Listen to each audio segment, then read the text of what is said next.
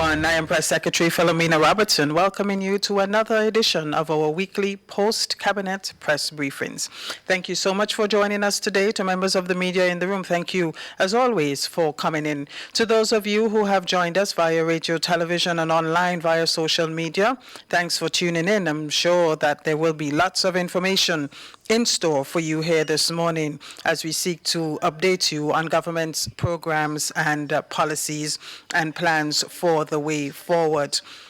With me this morning is the Minister for Social Development, Housing and Community Empowerment, Honorable Delma Thomas.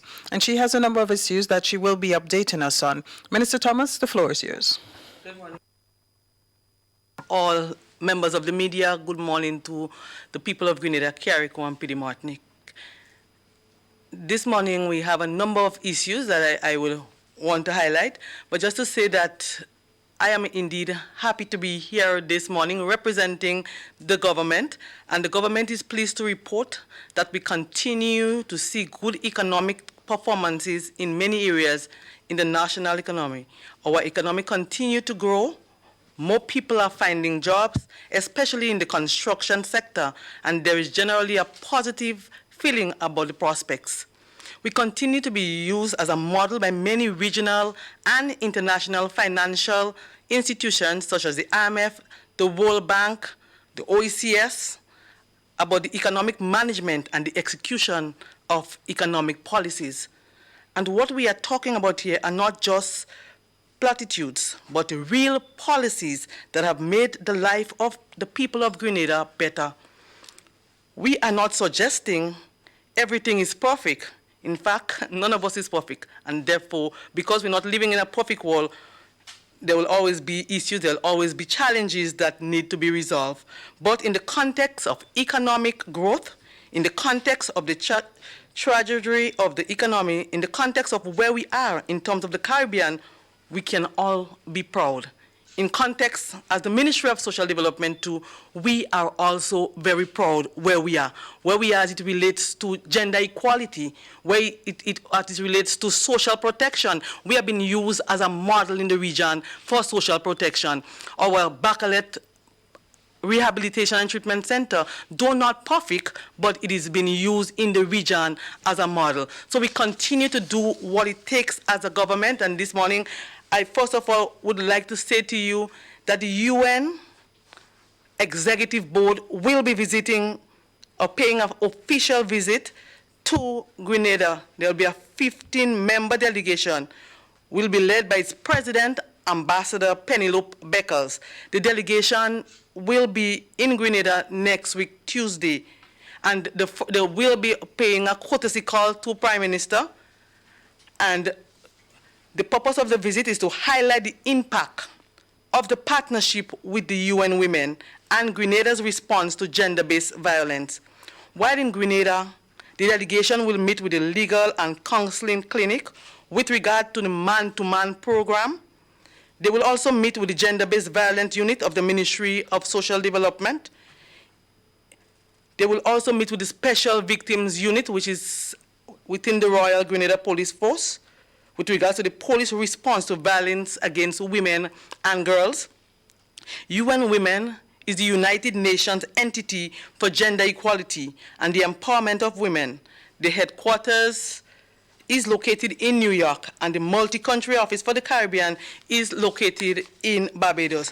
UN Women, Government, and the Child Protection Authority have finalized the purchase. No, sorry, I think I gone into, yeah. UN Women, Government, and the Child Protection Authority has finalized the purchase of to provide a safety space for girls who are in need of special care and protection plan. For the way forward to recruitment of staff training and the setup of the facility, it is expected to be open in September. So I recalled in the budget we spoke of a safe house for girls, and government will be purchasing a building. I gave all that information. I am pleased to report that that is finalized. We have the keys and the title deed, and we are now preparing to hire staff and fit the building for purpose, because we are going to be hosting our girls with issues. And we, as I said before, at the budget debate, the staff would not just be staff, people looking for a job, but it will be trained people who understand the needs of those young girls at the special, who need special care, and therefore proper examination will be done, an evaluation of persons who we are recruiting to be staff, not only persons who have a particular degree before. I said sometimes people study different fields and not because they are passionate about it. So we're looking for people with passion, not for people who will be abusing the girls also. So we will continue to work as a government to ensure that we provide care and protection for children. Good news for St. John's, and I'm seeing St. John's people in the room, that we are in the process of preparing to build a housing scheme in the for the residents of St. John's. In fact, the Housing Authority of Grenada, along with the ministry, will be touring the site this Friday. So we will be looking at 2 lots of land up there that will be used for the designs and housing authority. So it would not be a housing scheme as the Chinese where you have 100 houses. It will be locally built like the Dunfermline housing project. So that will start, and I think we will see in the first phase maybe about 30 to 35 units there, and will continue. In fact, we are realizing that one of the issues that many people across our tri-island state come to us about is the issue of housing, and therefore we are looking in different constituencies where there is no housing scheme. If we can allocate lands there where government can set up small housing scheme for our people, we will be looking in that direction. So over the next 4 years, you can see maybe the onset of 4 or more housing schemes across our tri-island state being built by the Housing Authority of Grenada. An important issue I want to raise here this morning is the Beijing Plus 25 report. And the Beijing Plus report really speaks to gender equality and women's empowerment. And we sign on to that. And I want to say that Grenada has just completed a comprehensive national review on the implementation of the Beijing Declaration and Platform for Action. The report highlights achievements. So it highlights many achievements that have been made by this government. One is the implementation of legislation, policies, and mechanisms to address violence against women and girls. We have formed the special victim units and other mechanisms to improve support to victims, hold offenders accountable, and prevent violence against women and girls. Work will continue as this is a priority area for this government. So there are many issues, and one can never forget the 5-year-old issue. As a government, we are hurt by those issues that affect our children, and therefore we will continue to work to alleviate. We have seen the DPP report, and we realize that there are a lot of loopholes that can cause offenders to walk freely, and therefore we have no choice. We are in government, and we will do what it takes in terms of dealing with the laws. So I know many of you are asking, where are we as it relates to the sexual offenders registry? But if we cannot operate in silos, so yes, we are finalizing the sexual offenders registry legislation, but it's an overhaul of that whole issue that deals with abuse of our girls. So we look at all those details, those identified by the DPP after that particular issue, and we will make all corrective measures. Presently there are consultation with the legal system, and therefore the Ministry of Foreign Affairs in quick time, because we will not sit idly by as members of cabinet. We'll continuously asking the legal affairs to continue to work fast so that we can protect every girl, we can protect every boy in Grenada. Action are increasing to create gender balance in a wider range of jobs and training opportunities, especially for women in non-traditional fields of studies and employment. So we are looking as a government to provide scholarships and training in non-traditional fields of work. We have seen many of our people for the International Women's Day. We identify and highlighted many women who are involved in non-traditional field, but we believe that more women can be involved in non-traditional field. More women can work in other areas, and therefore, as a government, as a ministry, we are committed to ensure that we provide the necessary training, the skills, and even the right attitude, because many of those are taboo. We believe that these are men jobs. But if we're talking about gender equality, we no longer can say this is a men job, because there are many jobs that men do that women can do also. So we will, as a ministry and as a government, provide that avenue for women to be involved in non-traditional fields. Grenada has ratified the ILO Convention on 189 on the rights of the domestic workers. So I'm still on the issue of the report of the Beijing Plus. So I'm speaking to highlighting the achievements. So those are the achievements that I am speaking about. The rights of the domestic workers. This is a major step to pave the way to address the issues of workers in the paid domestic and care sector. In addition to these achievements, which will continue to be priorities, the following additional priorities are identified and worked on. Access to affordable quality health care, including sexual and reproductive health and rights, gender-responsive disaster reduction and resilience building, including climate resilience, gender-responsive social protection. So these are some of the achievements made, but you would know that there are challenges because gender equality, as I said earlier, is still taboo. There are people who believe that women should not do anything. There are husbands who believe that their wives should still be at home taking care of the children.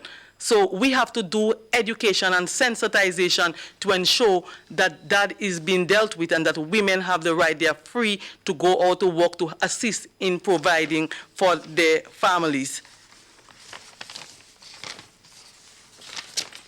I want to turn to the issue of healthcare. We know that healthcare is really an issue that is everywhere, and every one of us must be concerned because the health is wealth, health is life, and therefore as a government we can't sit by idly and not address those real serious issues that affect our people. The challenges of providing proper healthcare to all of our citizens continue to be a goal that we strive for. Healthcare is one of the biggest, as I said, challenges for governments everywhere, not only Grenada. And that said, the government is putting increased emphasis on that sector, understanding the magnitude and the urgency. In fact, just Saturday last, the New National Party held a retreat at St. Mark's Secondary to deal with the issue of healthcare in Grenada. Our ministerial team had the opportunity to listen to a major presentation by a regional health consultant on dealing with the challenges to provide better health care for people. And that is a regional consultant. However, he's homegrown and locally owned. He's Dr. Ned, which is Ms. WeiVybz Ned in St. Andrews, who was a parliamentary representative, her son. So he was there with us. We have engaged him, and he will provide, and free, I must say, that he came free as a local son of the soil, understanding the issue that confront us as a people, and he gave not only advice or direction on the way forward, but he also assisted us in seeing ways in which we can finance those issues. We spoke in depth at that time of the national health insurance, which is a very important aspect. If you're talking about health, you have to talk about insurance. Many people come along with, there are many issues, health issues. We have diabetes, we have high blood pressure, we have the whole issue of mental health, and we have cancer seems to be taking over. So we need to also prevention. So we talk about those issues that confront us in the hospital. But if we can teach our people preventative measures, what about exercise and proper diet? What about changing the way we see things in terms of eating habits? Too many times we spend so much time eating fried foods and a set of oily food. Even when we know we have diabetes, we consume so many sugary beverages. Those are issues that we must deal with. Those are issues that we have to provide proper education on. The issue of improving healthcare must be a challenge on which we must be united on. It's not the issue of health cannot be seen as any political issue. It's an issue that every one of us must be united on in going forward to dealing with those very issues that confront us as a people. We cannot talk about protecting the family without pushing to improve care. A government's prime responsibility is to provide security and care for its people. And this government, my government, even when we make progress in the area of health, is a long way from being satisfied. This is too important and crucial issue. The government will continue to explore administrative approaches that will aid the more efficient delivery of health care, and we will increase budgetary spending in the overall investment, because we realize we must increase particular budgeting field in order to really address those serious issues of health. We are really aware of what is happening as it relates to health, and as I said, we'll continue. But we need to partner in these endeavors. Doctors, nurses, and other healthcare professionals, the general care industry, ordinary citizens. This issue of healthcare is not just one investment and policy adjustment. It is also one of, to put in simple, care. We must care enough to protect the investment and support the policy adjustments and to bring accountable to the delivery of service. That said, the big takeaway from all of this is that A, we are reviewing ways to ensure a better healthcare delivery system. B, we are pursuing options for better administrative outcomes. C, we are looking to spend more on investing in the physical situation at our hospitals, on equipment and on training and specialists also. We are willing to put our monies where our mouth is. We are pushing ahead with the planned implementation of the National Health Insurance Scheme. In fact, we are hoping to launch that in the early part of 2020. There has been some considerable progress in that area, to which the Minister of Health will speak to shortly. He will brief the media shortly.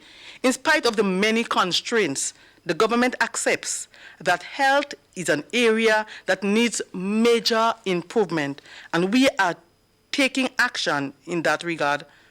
But we are under no illusion that just by saying it or planning it, it will happen. We have to stay on the ball, and we have to continue to keep pushing. We are moving forward. There's another issue that I would want to raise with us this morning, the issue of government's commitment to pension and gratuity, and that government is committed to keeping with the agreement in paying the pension as per the Memorandum of Understanding. So remember, pension and gratuity is two different issues. And in recent times, I've heard news saying that the union is looking to resolve the issue with pension and gratuity. The issue of pension was never an issue. The issue of gratuity. And we understand that the union is saying that they are no longer is willing to negotiate on that whole issue. It's a constitutional issue, as they say, and it will be dealt with in court. But as a government, we are committed to paying the pension of those persons who are retired and are suffering, and those who will be retired. So we will keep to that mandate, and government will pay the pension for the retired workers and those who will be retiring. After the court, then government will adhere to the other aspect, because the other aspect, as I said earlier, is really gratuity. And therefore, the 70% that we said we will pay after the NIS, so it's collaboration with the NIS. 70% is not in isolation of what NIS is paying. We will be paying it, and government will give more information shortly on when that will start. But soonest, we will be paying to those persons who need. There are many people who are suffering, many people who are coming to see us as representative, and even as the level of the Prime Minister and different ministries, looking to be paid something extra. Some are sick and need medication. And as a government, as a caring government, we are committed to meeting that commitment. We have agreed to pay, and we will pay. I thank you, and I look forward to your questioning.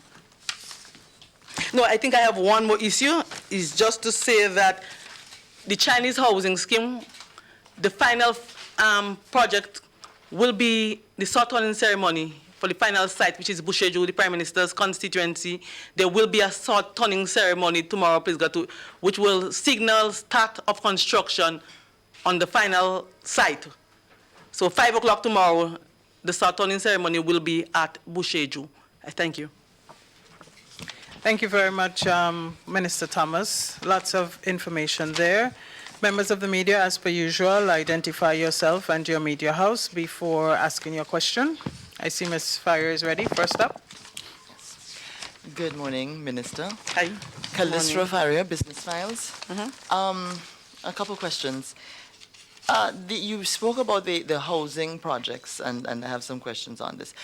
Will your ministry, having oversight of social issues, be considering in any of the new settlements, and as well as going into the settlements that have already taken place, to create structures that will address the social problems that are plaguing these communities, where you have child abuse, you have domestic problems, you have environmental issues, and so on, happening in some of these settlements that have taken place. Is your ministry making a plan at all to deal with the current problems, as well as to go in with some sort of structure that would alleviate the social problems? Well, social problems are not only in the housing schemes. Social problems is everywhere throughout the tri-island state of Grenada.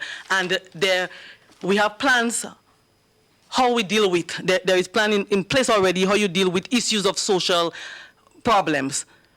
The Child Protection Authority is manned with that responsibility, and the police to deal with the issue of child protection, so issues. So if there are child abuse in the housing scheme, then they need to be reported, because it's the first time I'm hearing of it is now. So if there are issue of gender-based violence, as you alluded to now, first time I'm hearing of it also, but there are issues that there's structure already in place to deal with those particular issues as it relates to what you're talking about. So in all those issues are issues that confront us not only in housing schemes, but there are issues that confront us across our tri-island state, and there are already mechanisms in place to address those issues. So the same mechanism will be used everywhere across the tri-island state, not only in housing. So there wouldn't be a special mechanism to deal with child issues in a housing scheme as the mechanism that is being used to deal with child issues in a different community.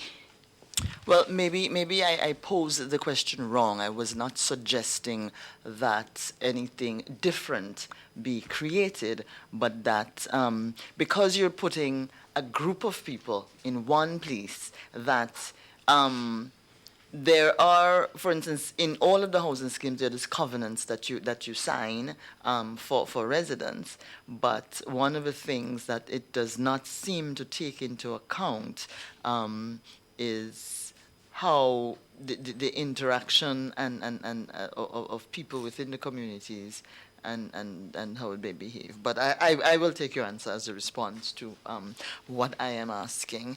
Now, my other question has to do with because you spoke a lot on housing, the structure of these buildings. Now, there is also a lot of problems with the structure of the buildings. I know that in one of them, the Beijing construction company has come in and they're doing some little patch jobs on the walls and so.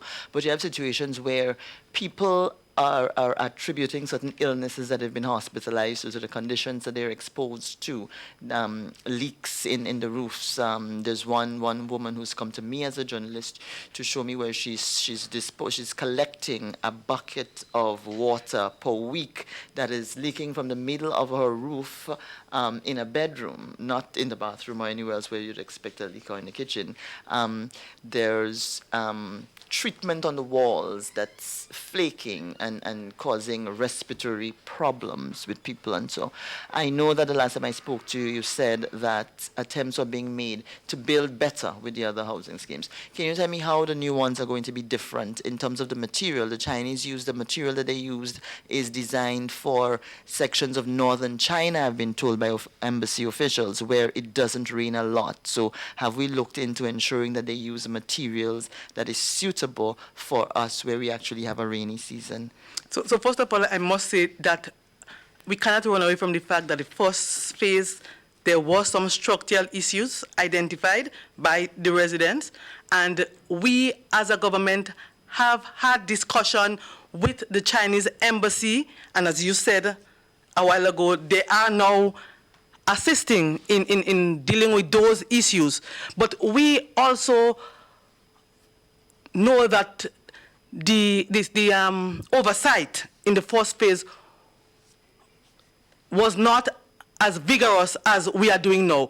Understanding that there are so many issues that we had to deal with. In fact, even as government, we had to spend thousands of dollars dealing with particular areas, and therefore we have proper oversight at this time. We have technical teams, the engineers from the Ministry of Works, they are working along with the Chinese and even the Bureau of Standard in testing the materials that are being used for the new site. So there are many changes in the second phase that was not there in the first phase.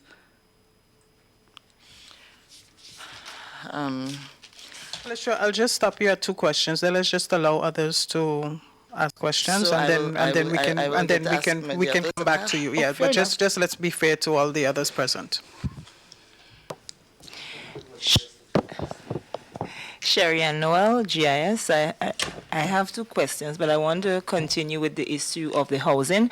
Minister, I would like to ask if you can give us an update on the Chinese low-income housing now, with specific emphasis on Carriacou, as to what stages they are. I know that you mentioned Bushiju, the sod will be turned tomorrow, but if you have any information where you can update us on the others. So in Carriacou, they are very on the way in terms of completion.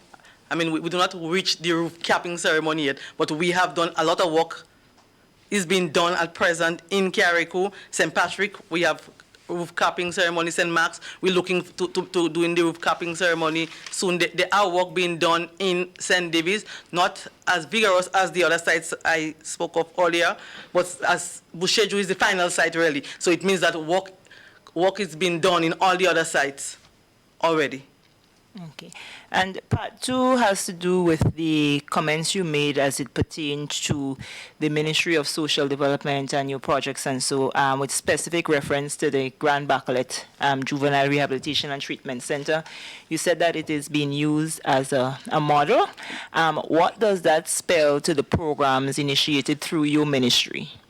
Well, it speaks to beyond the program about the ministry. It speaks to government's commitment and where we put our emphasis as a government in terms of protecting our vulnerable, protecting our young people. It speaks to our commitment to ensuring that our young folks do not go to the Her Majesty's prison, but we look at not only having them in Bacolet, but a treatment center that will help them and their families to be able to be rehabilitated within society.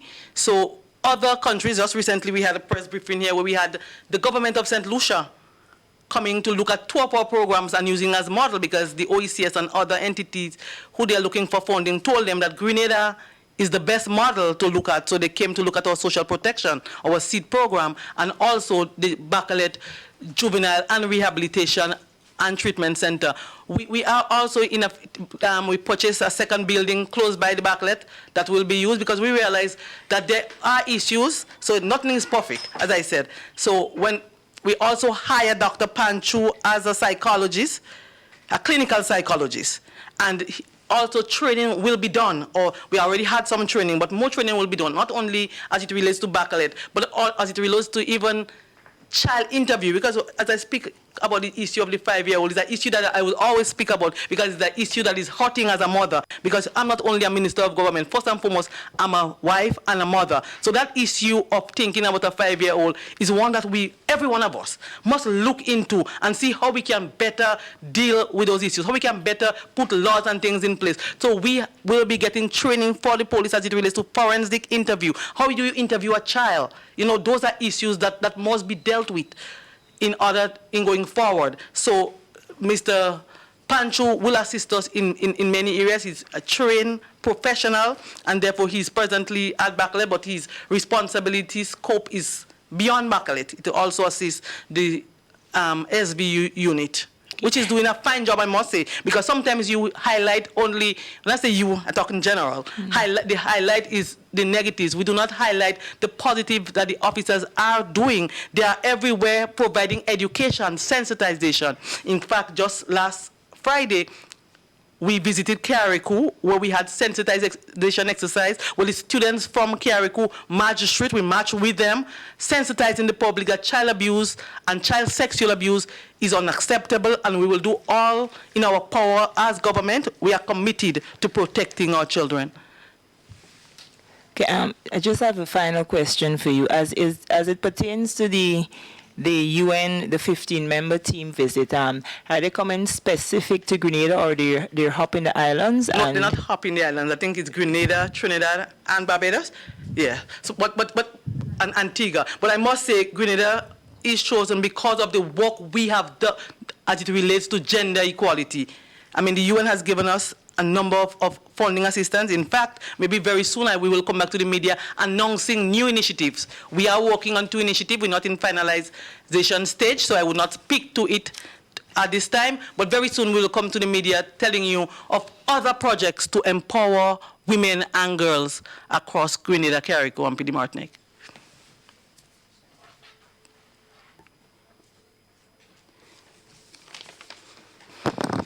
Good morning. Karima Lewis, the New Today newspaper.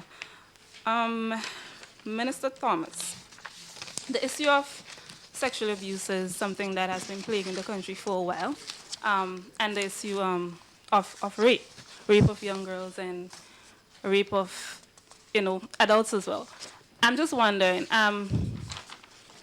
would the government consider change in legislation to allow for girls and women who are conceived through rape to be afforded the option of abortion?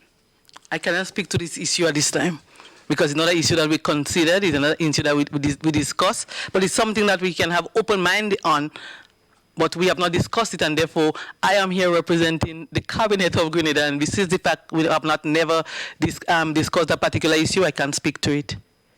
But just to say, the issue, as you said earlier, the issue of sexual abuse and rape have been with us for maybe as long as we could recall, maybe even before my birth. And the very fact that you are hearing many of it now, because before it was taboo, people sweep it under the carpet, they collect monies. But because of the work that we are doing as it relates to sensitization, as it relates to the laws, as it relates to making people know that it's not okay to hide it. You have not done anything wrong as a girl or as a woman if you are raped. So it is okay to report. That is why we are hearing. Because so many times you hear about the issue of rape, and it might sound to people that there's an increase in rape, and that is not true at all. Because I've always said, and I will maintain that before, my mother, and I could use my mother as an example, had her first child at the age of 15. My first sister, my mother had her when she was 15. Which means that she conceived her based on the time she was born at 14. And I always use my community where I'm from, Moncton, and look at the age range of people within my mother's age. My mother is 61. And when I look at the age range, every other person, maybe every other person within that village had a child at 14 or 15. In fact, I saw some people who had children at the age of 13.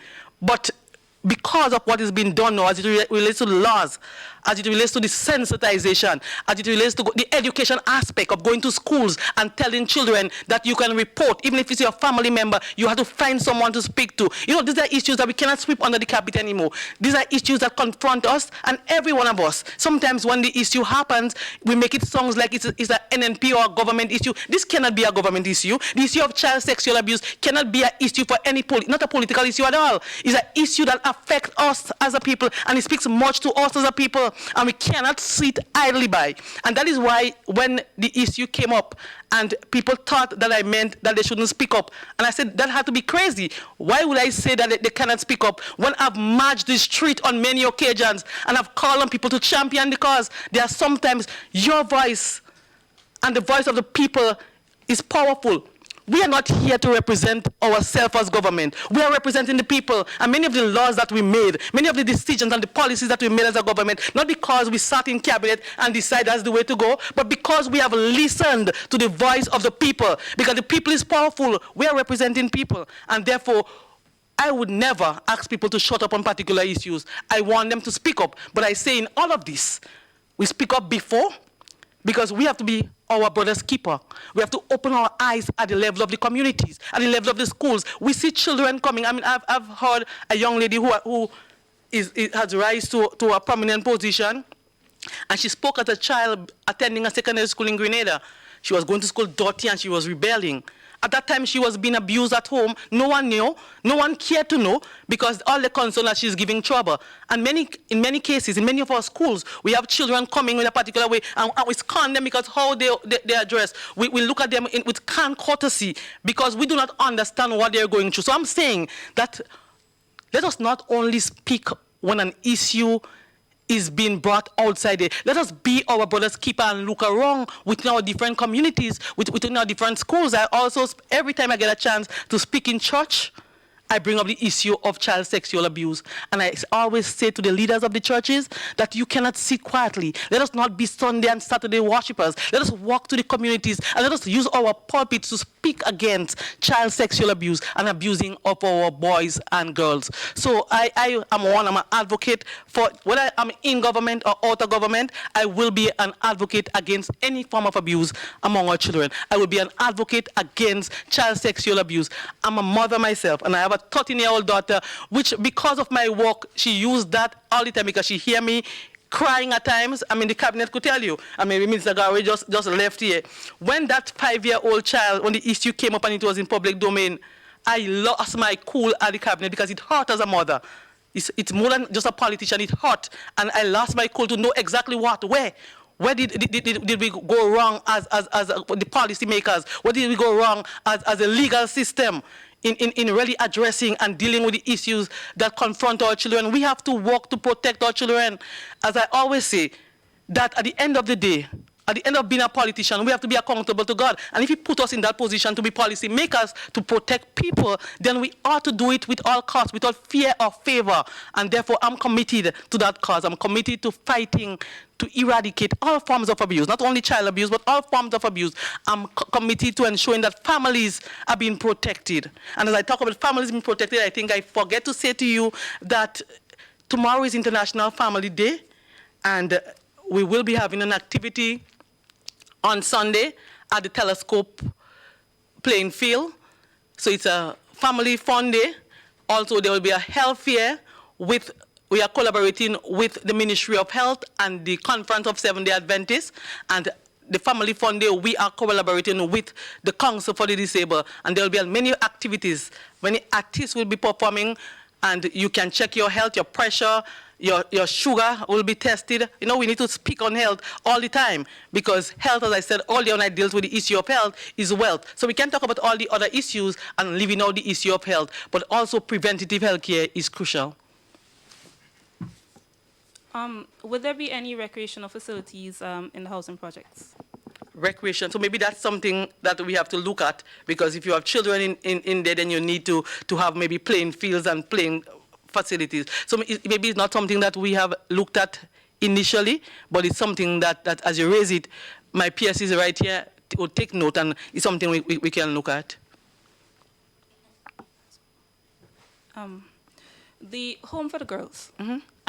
Which parts I know earlier and you said there a place in St. Andrew and a place in St. George's was... Okay, so we finalized the building we purchased is in St. George's. However, girl security, member of the media, the security of our girls is important. Just like we would not tell you where we want to house women who are abused, we would not want to say to you where we are housing the girls who are abused. But we have a facility that we have just purchased. We received the key, we have the deed, and we are working assiduously to ensure that we hire staff. And very soon, we will do a media launch to say that we have launched. We're not going to bring you to the site to say that this is where the girls are. Because sometimes you have families and people, troubled people who will go to hunt them down, and we do not want that. We have to protect our children at all costs. And what would be the function of that home? What will be the function? The function will be for care and protection. But girls who are in need of care and protection, many times you have issues of sexual abuse. We talk a lot about sexual abuse, and it's in the home. So, and the girl, we want to remove them. A lot of times you want to remove them from the home, but there's no way to put them. And sometimes the child protection remove them from the home, and they put them somewhere else, and then you hear they are re-raped. So we want to ensure that we provide protection for them at all costs. And we know if we put them in a place where workers are trained, because that is a key thing, because sometimes we say we put them in a home and the workers are not trained and they are re-abused by the workers. I've heard of it. Michelle Alexander can be a testimony to say that I have been re-raped or re-abused in a facility I was placed into care and protect me, and therefore we cannot and will not make that mistake to just provide job for somebody looking for a house mother job. You want to employ as a woman and you want a mother job, and we just put you there. It's not going to happen. So it's a different institution, and we'll ensure that we provide proper training and evaluation on who we hire to be there.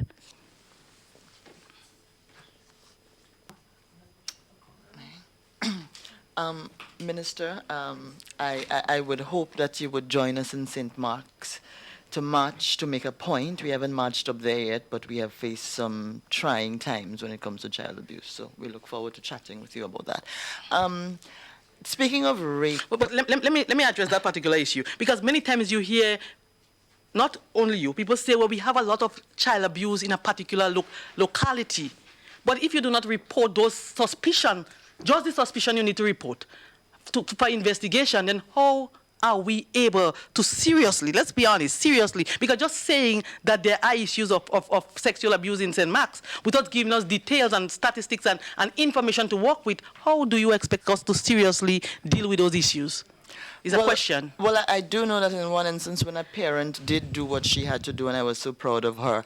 The details of the system I have, because I have spoken to everyone involved in that, who would have been involved in the investigation, everything else in it. And I can say for sure my opinion is that reporting it really did not make a difference to her, because the people who were supposed to protect and to act in a particular way, my personal opinion is that they didn't. But we can talk about this separately if you'd like, Minister. These new sentencing guidelines are coming into force in Grenada. Some of those crimes that we're talking about, sex crimes, are definitely going to be impacted by the new sentencing guidelines. I'm not sure if you're aware of the details of the sentencing guidelines, but some of them now carry mandatory jail sentences and tougher jail sentences. What we are going to be seeing from June coming, we have almost 200 cases on the assizes. A lot of them are stealing, robbery, rape, and those kinds of crimes that are listed by the Supreme Court as now carrying tougher treatment when it comes to sentencing. So we're going to be seeing more people being incarcerated. Robbery and stealing is sometimes directly related to economic factors. Is your ministry aware of the sentencing guidelines, and are you attempting from your end of it to focus on anything that can assist us in that situation? Our prison is already strained. I'm not sure where we're going to be able to accommodate the increased numbers. Is there any way we're going to be focusing any social... I know you have a lot of social programs and you're doing a lot, but is there anything specifically focused, any attention, I shouldn't say anything, but any attention being given to the issues that we are now facing based on the decisions that have been made by the OECS Supreme Court? Well, you're speaking of a legal issue that I do not have those details that you have, and therefore I am not able to speak to it. But as I said, this is legal issues you're speaking about. So the Ministry of Social Development is not manned to deal with legal issues and the decision that will be taken by the court. So well, we will act accordingly. Well, I'm not talking about the decisions taken by the court. A lot people are stealing, people are robbing. Are we trying to focus on having people not do that, because now when they do, fines are no longer on the table. It is jail time. People are selling drugs, marijuana and cocaine to make a living. Now, if you're caught with 1 pound of marijuana from June, it's not going to be if you're going to jail. It's not going to be if you're going to jail. It's going to be how much time you're going to jail for. through the good work of your ministry, a lot of more people are reporting sex abuse cases. Rape is also on the hit list. And so we're finding that we're going to be having more people coming out of the legal system, which I'm not asking you to speak on. I'm asking you to speak on the social implications that will result in one of the most critical situations, which is more people going to jail. So I can say as the ministry will do whatever it takes in a social way to deal with whatever issues we have to deal with when those situation arises. When the situation arises. When okay. situation arises. Morning, Miriam Taufik, WeiFM News. I just have a question about, as it relates to perpetrators, what sort of support or what's in place for men who claim to be repeat offenders, as it relates to child sexual abuse, and you mentioned girls, support for girls. There are also boys who are in need of support as well. What sort of support? What's in place for them? Well, in terms of offenders, the new legislation as it relates to, so when you hear the issue of child sexual offenders registry, it doesn't speak to only a list of names of persons, but it also speaks to rehabilitation. So rehabilitation of offenders will be what will be coming in the legislation, because we must appreciate that we have not done a lot. Yes, at the prison you get some level of counseling and all that, but in terms of real rehabilitation, that will be part of the new legislation. And as it relates to care for offenders, we do have counseling, we provide other social support for them, and as I said, we're looking at more ways to protect them and to provide for them. That is the reason why the whole issue of even the safety house for girls is being implemented. I don't know if I answer your question the way you like, but yeah. Minister, I have a question. I'm not sure if you will have an answer for me, or maybe the press secretary can help. Can you confirm that Mrs. Cherubin Forsyth is the new registrar at the Supreme Court? I can look into that for you and confirm it later today. Okay? Can you tell me which part in St. John the housing scheme will be situated? I cannot recall the two sides, but we will be going there with the minister on Friday, so we could give you that information after. Yeah. There are two sites, and I think the Housing Authority will have to look at which is best suited for what we're doing and start to prepare the drawings. But we have already allocated $1.5 million for that project under the Housing Authority of Grenada. So we hope to see boots on the ground. My estimation, I want it for this year. So we'll work as fast as possible to ensure that we bring delivery. Because I cannot tell Minister W another time that we do not have a housing project when he's consistently on my case that St. John has no housing project and they need one and need it now. One final question, please. Minister. You miss me? Oh, you know it. You know it. I miss you. When you opened your presentation, you spoke a lot about how well the economy is doing, that people are finding jobs and so on. And I congratulate the government on saying so. I know the government has been very diligent in its safety net programs. It's been very available in terms of getting people on its welfare programs. Can you tell me, given that from the government's perspective, things are improving, what sort of exit are we seeing on the social safety net list? People, because this situation is not permanent. It's not supposed to be permanent unless you are suffering from a disability or some other particular elderly condition. citizen who on elderly never citizens walked and so before, on, right? yeah. But you have able-bodied people who would have fallen on hard times, circumstances, would have put them in the social safety net programs. Now that the government says we're doing better, are people exiting the list? There are people who are exiting the system. Exiting, okay. So, yeah, we have many persons who found jobs in the reassessment, because understanding that even if you, Kalistra Ferreira, is on the SEED program and you found a job for $3,000 and the ministry cannot arbitrarily decide that I'm removing you, the recertification and the reassessment will deem you ineligible. So it's not a case where you can just take out people like in the past. In the past, as I said here before, in the past, parliamentary representative came with a list. Not in my time, I've never had that experience, but in the past, I know in the past that MPs came with a list and they get these people to go on, and individuals will come and say, sometimes they do not even deserve it, but they get themselves on the list because they know somebody in a high place. However, at this time, with the issue of the proxy means testing, so even though you have seed officers working with the ministry, collecting the data, they cannot tell you, and many times the seed officers are being cursed by people in the community because they believe that the seed officer is not putting them on. But seed officer cannot put you on. All they're doing is collecting the data for assessment. So when that data is being assessed by the ministry, then they would come back to you and say you passed the proxy means testing, and the reassessment will remove you because your condition improved. You are now employed, you're no longer in school, because there are different reasons. You're no longer in school, and employment, or somebody died. So, if somebody died, you automatically exit the system. But people are moving on from the system. People are finding jobs, and they're no longer. In fact, some people are even coming without not understanding that it's a proxy means testing. They are saying that, Minister, my condition is better. Put somebody else. Not realizing that you can just put somebody else. But people are asking to be removed because they are now finding jobs and they are now doing better. Are you able to give, and just in case people who are listening would misunderstand, we're good at that in Grenada. You weren't saying that I am on the seed program. No, you were giving an example. No, I'll give an example. Yeah, no, a big journalist as you can be on the seed program. Well, you might wonder, but there are certain things that one just does not do.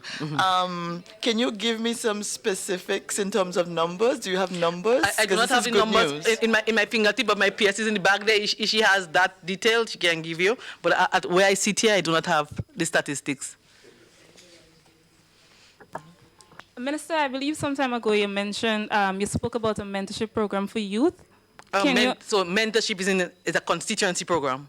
Okay. So we do have a mentorship program in Moncton, because understanding that there are some issues with our young people there. There was an issue at the secondary school with knife, where these young persons end up at the Baccalaureate Center. As the parliamentary representative, I have a responsibility to assist, to help them to be rehabilitated, and to provide mentorship. So a lot of times there are some parenting issues, and there are some issues with these young people. Not all young people are bad, as sometimes we make it look. There are issues, they need love. So then there's no fathers in the home. Fathers do not take up their responsibility, and we need, in our laws, we have to be able to hold fathers accountable. So before I demit this office as Minister of Social Development, we have to look in our laws to be able to hold fathers accountable. Too many times we have people coming to you and say, I cannot send my children to school. I do ask them the question, even as a politician, where is the father? Can we hold them accountable? Can we take them to the court? Can we get redress with your particular issue at the court? I encourage them to do that, because we have to hold men accountable. So back to the mentorship. So knowing that we have that particular issue, and the truth is, that's where I live.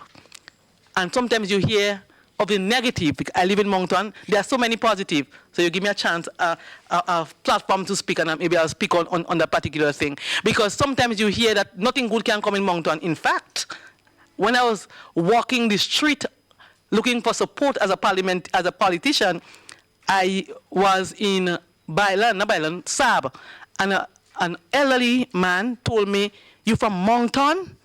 A nice lady like you is from Moncton? Can anything good come from Moncton?" And I'm here to prove that something good can come from Moncton. Here am I, one of the highest offices in the land. But I'm only one person. We had principal from Moncton. We have many graduates, teachers from Moncton. Sports, we have Sherman Lewis and other national sportsmen and women from Moncton. But we have not been seeing that in the news. Those need to be highlighted, that while there are some challenges, as any other villages, Moncton has produced superstars, I will call them, that what been mentioned and identified for the tremendous work and the success they have. But I want to say to you that we do have a mentorship program where a number of people who you see as mentor, not only from the Moncton area, in fact we have mentors from Paraclete, we have mentors from Byland, so but we give them one person. So each child who had that particular issue, and those who are at risk of doing the similar things as the others, we identify a mentor who is working along with their families. So it's like an additional mother or father. So they will be calling the children, asking how they perform in school, if they have any issues, and even assisting with like provide shoes. I know in some instances a bag, or even taking them out at times, take them for a ride. Because some parents do not have that luxury to take children for a ride, but they will take them for a ride, see they walk, look at their thing.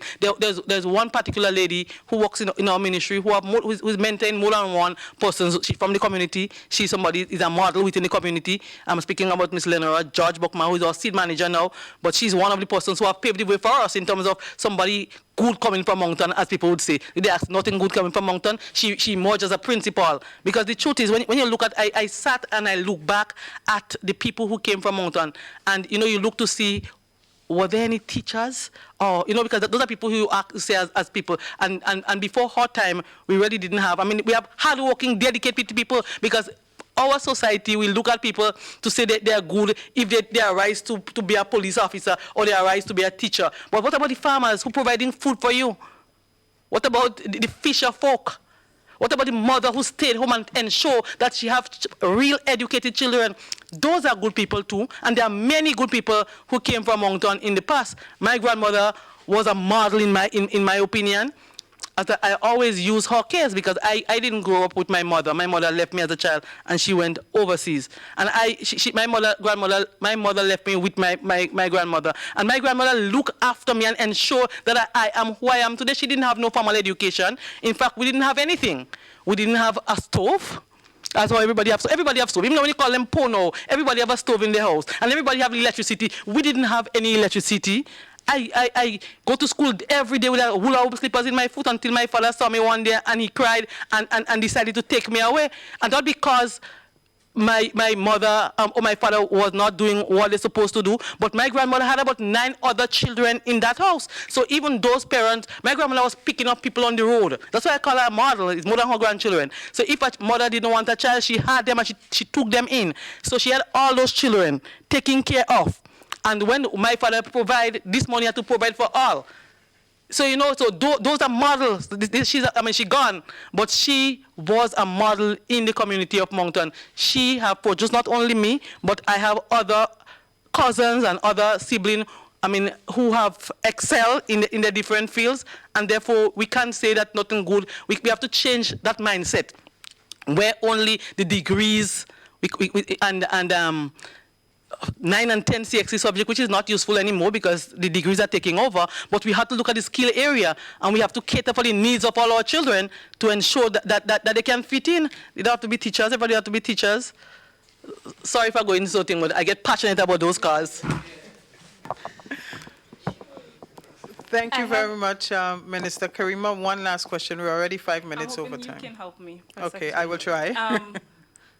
Mr. John O'Geist, can you inform us of what his role is with government right now? Because it is my understanding that he resigned some time ago, and in a previous post-cabinet briefing, he was introduced as energy officer. So could you just clarify his role with government? That was my understanding. I can look further into that if necessary, but that was a designation that I am aware of. Yeah, thanks. I don't have a question, Philo. I'm sorry. Minister, I'm glad you brought up the child support issues. It is something that I believe that the government actually needs to look at. I unfortunately had to get into that system, and my personal stories, I share them because I'm not ashamed. Sometimes we need to share personal stories so that others will understand. I always share my personal stories because I believe that it will allow other persons to strive for the top. Right, so I ended up in child support court, and the experience that someone like me, the experience I had is it was not a good one, and I believe we need to look at the laws that we have, which I'm sure have been on the books for a long time ago, and bring them into the modern times so that the scale is not weighted against the children so much in this whole thing, and that the social development, which now has a role to play from the beginning, even before matters get to court, seemed to be, my experience was that they were against me and my children, not from a personal standpoint, but just when in the makeup it seemed like the father was supposed to be the one who dictated what was going on, and a deal, for instance, was made behind my back between the father of my children and the social development, which was shoved down my throat in a courtroom. And so it may need some attention. And there are women walking around this country believing that the law says that there's a $75, which was not the award we got though, but that there's a $75 under law, that $75 is all you can get for a child. And people have been getting away with that in the court. So yeah. I mean, your personal story, I find it difficult to, that social development will push something down your throat. I do not have the facts, so I cannot say to you that what you're saying is not factual or provide evidence to prove otherwise. But to say, as a ministry, we are committed. I know Ms. McQueen is in the room and she's right behind it, and she's one of the persons who will always come up with those issues that we need to push forward as a government. And I know that one of the issues that we are dealing with is the issue of maintenance and fathers taking their full responsibility to take care of their children. Where women will have to pay a lawyer $5,000 so they can get $1,000 for this. So all this will be taken into consideration. Thank you very much, Minister. Thank you very much to the journalist in the room. A very passionate minister here this morning. And I hope that others in the room leave with that sense of passion that we need to address the social issues. It's not just a government issue, an NNP issue. It is an issue that concerns us all. So that is the one takeaway that we should have from all of this morning, that we should become champions in our own right. Well, that brings us to the end of this week's post-cabinet press briefing. I am Press Secretary Philomena Robertson. I do look forward to seeing you again next week. Stay up to date with all that's happening with the new National Party, NNP. Send us a message via text or WhatsApp on 405-8683 with your name, email, and constituency. Stay in the know with NNP. Get updated. Wind in your hair and sand on your feet, hearing the sound of the waves crashing on the shore and birds chirp. Miss, you want any coconut water? No, thank you. Oh gosh, miss, buy something now. What about these pretty necklaces? No, thank you, sir. You sure you don't want no coconut water? It's good for your daughter, you know. Miss, you have any children? This is harassment. One bad experience could translate into the loss of new and repeat visitors. Tourism benefits everyone. Tourism is everybody's business.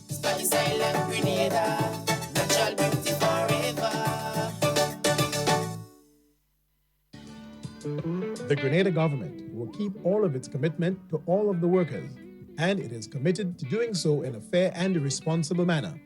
Under government's pension proposals, it will give a smaller upfront payment to all public servants and higher monthly pension, on average $400 more than the unions are demanding.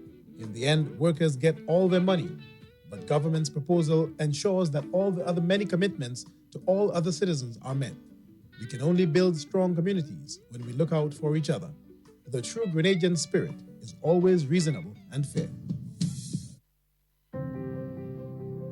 It is said that education is the key to success. The Grenada Development Bank believes this to be the truth. Hence the reason we have made it our prerogative to ensure that your key is in safe hands with us. Here is how you can unlock your success with an education loan from the GDB.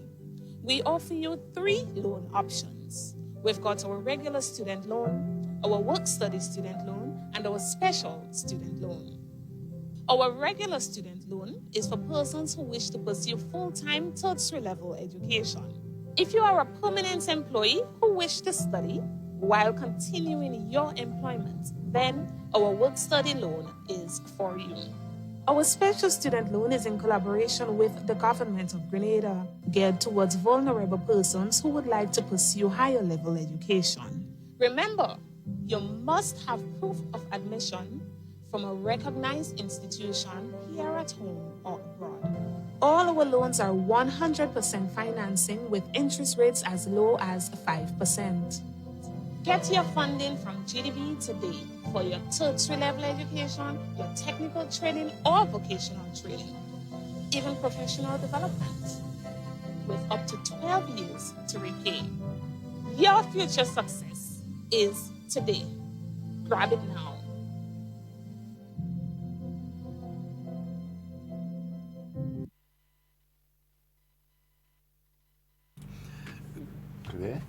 and good morning to you. Good morning to you, Grenada, Carriacou, and the Pitimatic. Once again, it is time for Hard Talk. My name is Sheldon Scott. I'm Devon Romain. And it is Hard Talk. It's now 13 minutes after the hour of 11 o'clock. We've just had the post-cabinet press briefing. A minister up to the plate this morning was the Honorable Delma Thomas, and she spoke on several issues there. One that kind of piqued my interest there, one of many that kind of piqued my interest, the fact that St. John, they're on the cusp of receiving their first ever housing project. Yeah. Didn't get it in the 1960s, 70s, 80s, 90s. Early 2000s. Yeah, but it is coming. So St. John, due to receive their first housing project, Honorable Alvin Dabrio doing an excellent job there. So working towards that. St. John is being transformed actually, because you've got the medical center being constructed there right now. Work proceeding on that project, and now a housing project to go along with that, and one or two other things that you see taking place around the infrastructural development and so. Right, roads and St. John's, where it was 10 years ago, is no more. You know. So, and then also seeing the minister spoke about the issue of child sexual abuse. As usual, when the minister goes on, she will mention that particular issue. Very passionate and about it. The fact that government has now secured a facility for young girls who have been abused. And so, obviously, government will not divulge the location of such a facility, but that government has already signed, they've acquired the property, and are going to do a launch in pretty soon in relation to the facility. And so, and these young ladies will be able to stay there. The young ladies that have been abused and so will be able to stay there. Just to say that it is a wonderful one. I know it's something that you've had several people advocating for, and the minister did speak about that particular issue before. I know you're seeing that it's progressing. As you say, things can't happen like instant coffee. It's not just pour hot water and you had the thing there and then you just drink.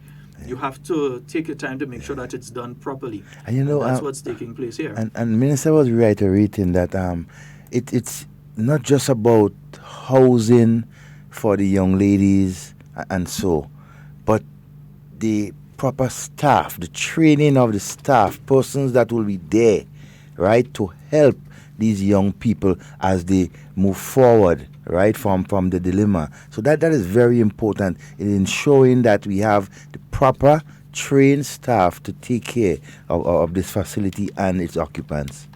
And so. And also speaking of the Bacolet facility as well, as we know, the Bacolet facility was a facility that the National Democratic Congress just abandoned. It was a project that was being worked on prior to the 2008 general election. In fact, the facility already had ceiling being put in and different facilities being put in there. And on coming into office, that project was not renegotiated, not temporarily stood down. That project was just abandoned by the NDC administration. It took the new National Party administration coming back into office and carrying people as the cabinet of Grenada, and especially when you have people there like the Honorable Delma Thomas, the Honorable Yolande Bain Hosford, and the Honorable Emlyn Pear, to ensure that that project was not only completed, but completed in a reasonable time frame, and that the facility is properly staffed and so on. And you have continuous training taking place with the staff there, and the psychological aspect as well as the physical aspect of that. But it's not difficult to believe, I mean, but it's true that a project like the Bacolet, right, Center, and just about 2 or 5 minutes away, you have the Mama Can Community Center. Both were abandoned by the NDC government coming into office. I mean, that is, can't understand that. It says a lot. It says a lot because, remember, during that period of time, you basically had young people, so people under the age of 18, going to prison. To Richmond Hill Prison, They were going up to Richmond Hill Prison, and male that as was well as unacceptable. female. That was unacceptable. So whether they were 11 or they were 12, 13, 14, Richmond Hill Prison. No, that is no more. In the same area with all the big criminals. Guys who've been in prison 10 and 20 times and who have a charge sheet long as a grocery receipt at Christmas time. Long. These guys have been in prison for an extended period of time, and you were sending 11 and 12-year-old children inside there with them. You were sending 14-year-olds and 15-year-olds, tweens and teens inside there. That was unacceptable. There was no, and then you had the statement that was made by the then Minister of Youth that he found it was more important to put money in football than to put money in the rehabilitation center. In other words, stating a position that it was more important to spend money on things like football. No one is saying that football is not a good thing to spend money on, but saying that it was more important to spend money on football than a facility that was catering to young people that were ending up on the wrong side of the law and going to prison. So it's interesting. The minister mentioned that as well. A discourse in relation, as we mentioned, the housing issue and social issues and other things like that. Devon, just for quick information, before we get into the meat of the matter for today, the Tourism and Civil Aviation Minister has announced new direct American airline service from Charlotte, North Carolina to Grenada. Wow. Yeah, so for all our listeners, and we have some listeners, they call from time to time in North and South Carolina as well, but mainly North Carolina. I don't know what it is between North Carolina and Grenada. There are a significant amount of Grenadians in North Carolina. And they do call and listen in from time to time. We say a special good morning to all of you.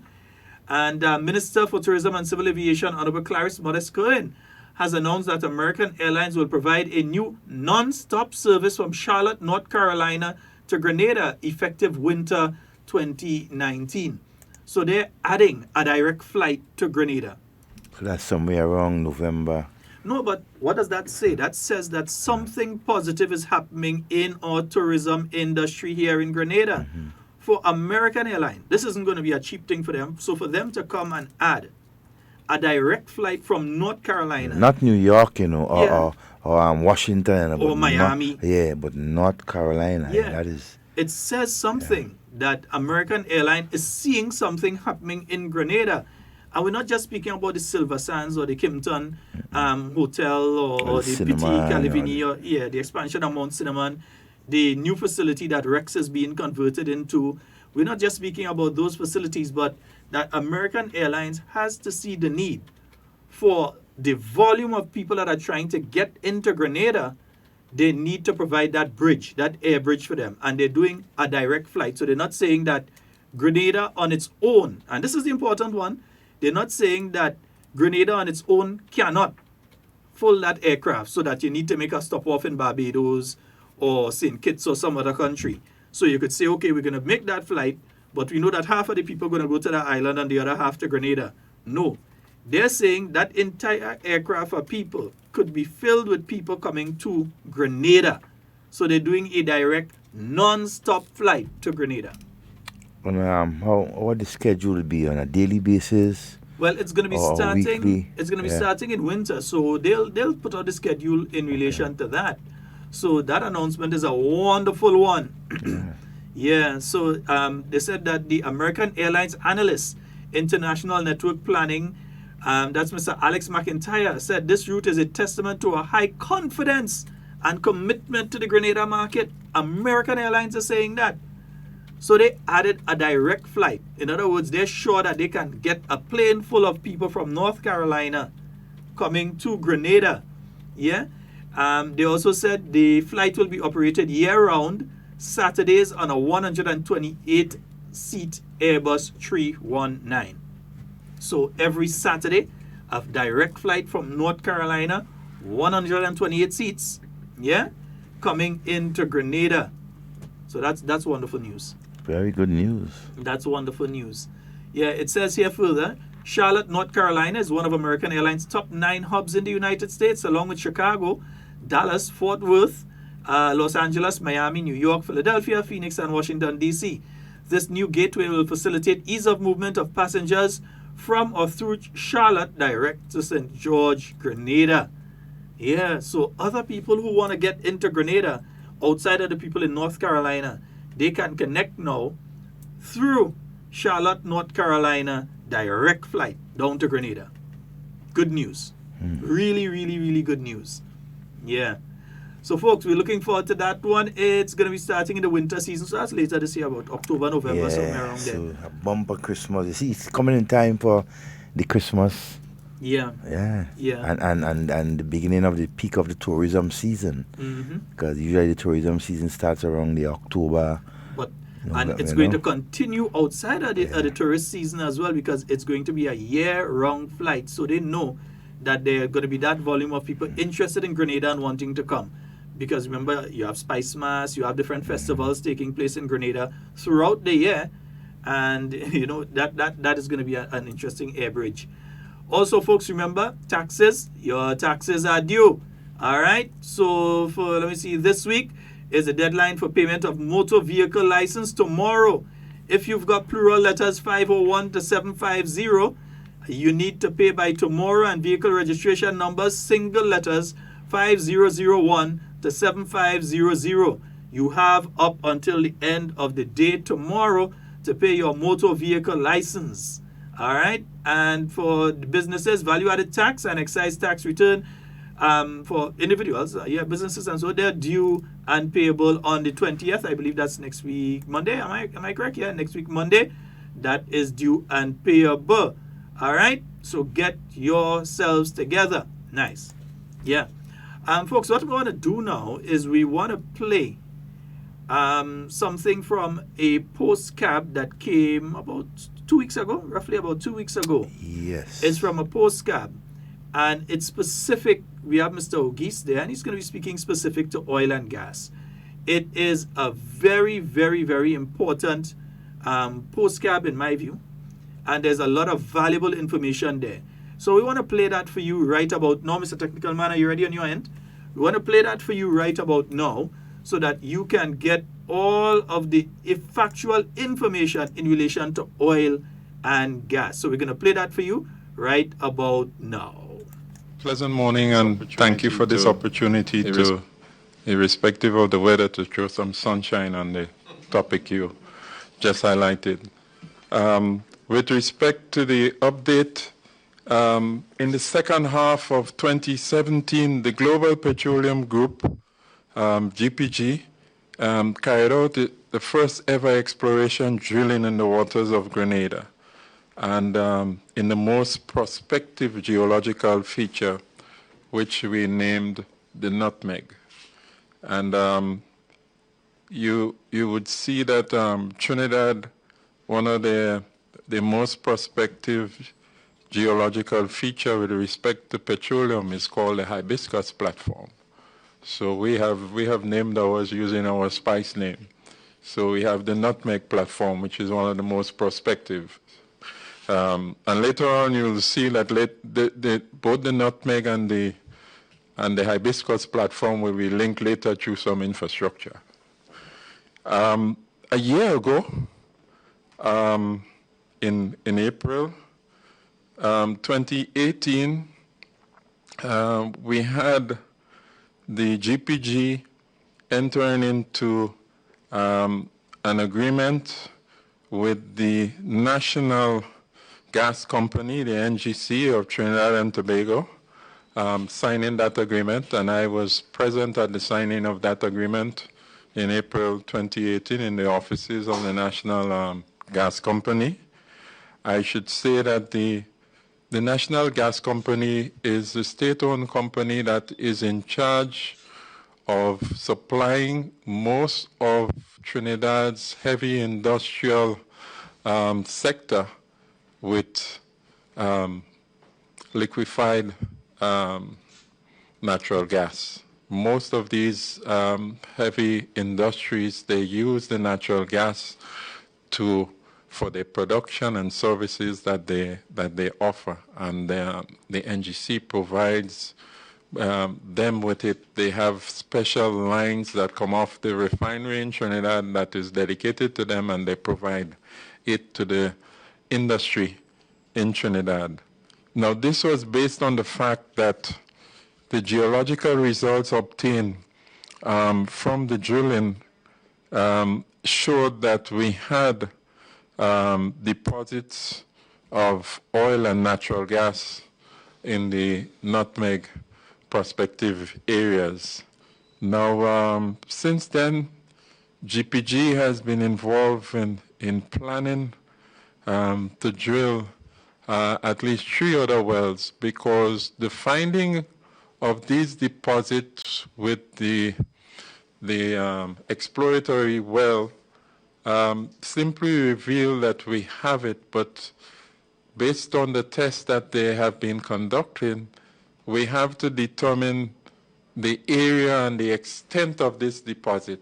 So in order to do that, they will have to making arrangements right now to do some at least 3 other wells that would define the full range of this deposit, and also it will help surgically to determine which would be the best location to put the production well. That location will be determined by the among other things, the pressure that exists in the source rocks that would make it easier to extract the petroleum from it. GPG has, and the new partner, they have been engaged in using petroleum engineers in Houston, Texas, to help to design an infrastructure that would allow the gas to be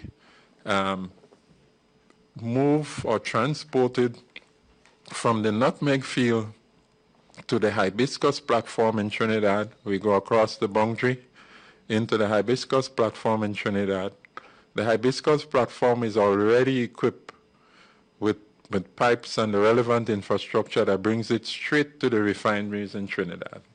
So this is the work that has been they have been engaging to be able to do that infrastructure to facilitate the transportation of the gas and hopefully also the oil, the other petroleum related deposits that has been discovered to the hibiscus platform. I want to point out that all of this is done in accordance with the Grenada Natural Gas, Petroleum and Natural Gas Deposit Act. That is the basis and the foundation that guides petroleum exploration and petroleum development in the state of Grenada. In fact, the act authorizes the minister to issue petroleum exploration license or a petroleum and also petroleum development license to applicants who so qualify. And this spells out the qualification. You are interested in exploring in Grenada's waters, you submit an application for it. This is transparent. It is before granting that, the minister has to publish it and it has to be gazetted. The law requires that. It has to be gazetted, published, that application, and you have to meet certain conditions for that application to reach that stage. And one of the qualifying conditions is that the company who so applies must, for exploration license, you want to go out and find deposits, it will give you the permission to conduct all the geological studies that you need to do, but you have to submit a work plan that spells out all the actions that would lead to the successful discovery. And more importantly, it must state or sum up the minimum expenditure that is required in the first year. That license under the law is initially for 4 years, so that every year, particularly with the application, it must come in with the minimum expenditure, and that company have to prove firmly that they have the financial capability to so perform this work before that license is granted. And in order to execute, to ensure that these plans and actions are executed, the law provides for the functioning of an advisory committee appointed by the minister. I have had the opportunity to chair this advisory committee, and in fact, the last functioning advisory committee is still chaired by me. We have 3 persons appointed by the minister, and the other 3 is nominated by the company who has successfully received the license, whether it's an exploration or a development license. The advisory committee is in fact the technical committee that ensures that all these activities are in fact efficiently and executed on time and facilitates what is needed to have the successful execution of petroleum exploration and development. All right, Mr. Ogist, we have heard of the announcement and saw the signing, read the building of gas lines. Why was Grenada present at the signing? Not present at the signing, sorry. Well, I'm not aware of the signing for the building of gas lines. As I indicated that a year ago, April 2018, it opened the door for that relationship with GPG and the National Gas Company with the signing of that agreement for them to cooperate in the supply of gas from the Grenada Nutmeg Field to them. And I was present there when that is the signing of that agreement. I know that this opened the door for the building of the relationship with GPG and NGC. So with what you're referring to, I don't think it was necessary because a year ago, the agreement had already been signed, and the studies are taking place for the infrastructure to happen. The infrastructure has not been defined as yet. As I explained, we have to do, the company is required to do at least 3 more wells to determine where that production well will be. And this is important for the infrastructure, because that production well will be the point at which they would do all the extraction of the gas and other oils from there to transport it to the hibiscus platform so that it could be refined. All right. What is the basis for the process that is followed in the development of the petroleum industry and the relationship with TNT, GPG, and other players? Say that again? What is the basis for the process that is being followed in the development of the petroleum industry and the relationship between GPG, TNT, and other players in the industry? Well, I don't really understand your question, but if you have an estate and I lease it from you, and I'm a farmer, I could engage other services and equipment to facilitate my production.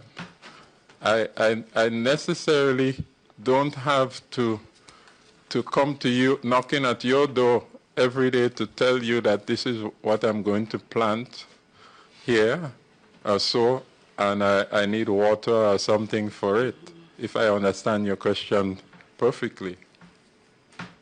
Okay. Mr. Ogist, In your opening statements, you mentioned a new partner with GPG. Would you disclose the name of that new partner? Well, yes, I made reference when I was stating that they are planning finalizing arrangements for to drill the extra 3 wells.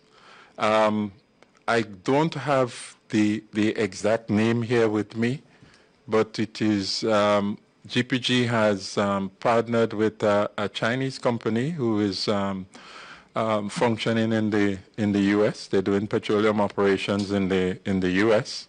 So they partner with this company in going forward to develop the infrastructure for the extraction of the prospects that has been discovered in the Nutmeg platform. The act that you spoke about, when was it passed? That act was developed in 1989, and I think subsequently it was updated subsequently. The Petroleum and Natural Deposit Act.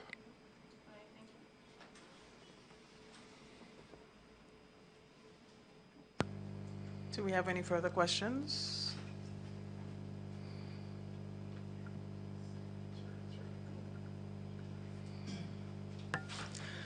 Morning. I would have missed most of it. My apologies for not being here on time. We've leased to GPG, but what is our stake in this? What is Grenada going to be getting out of this once oil starts coming up and getting refined? And so what is coming back to the state? What percentage are we getting? Okay. Like I explained, the company that is interested in exploring for oil has to apply initially for an exploration license. Once that license has been approved, you go ahead and do the exploration or study, whatever studies you need to conduct, whether it's 2D or 3D for the geological studies to find exactly where you should do the drilling. Once that has been achieved, you have to submit a report that supports that, and this qualifies you to get what is known as a development license. Now, implied in both of these licenses, you would be assigned a certain amount of blocks or acreage of Grenada's maritime territory. And every year, you'll be required to pay, as spelled out in the schedule under the Act, a fee every year for the use of these blocks that you want to study. Once you have successfully done the drilling portion of it, and the appraisal report is submitted, like as we see here with GPG and partner, they're going ahead to develop the production well that would allow full production, extraction of these resources so that it could be marketed.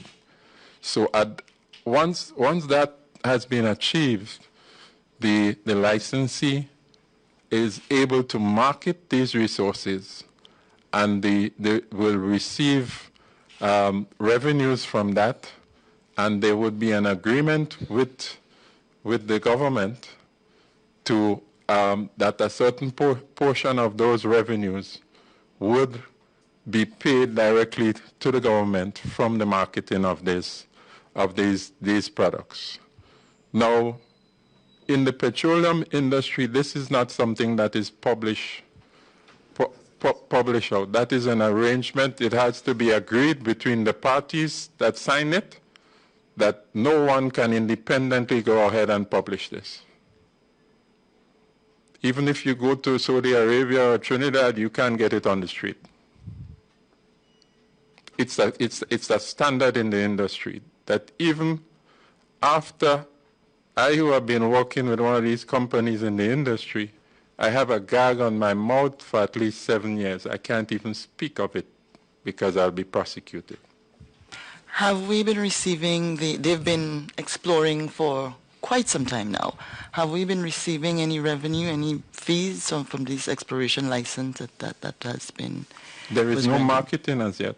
No, you said you said there's an annual fee for exploration while you're exploring. There's an annual fee that is linked to the license that you pay while you're exploring. You just said that a few minutes ago. So yes. I want to know if we have been receiving this revenue from the fees. That's the basis to maintain the license.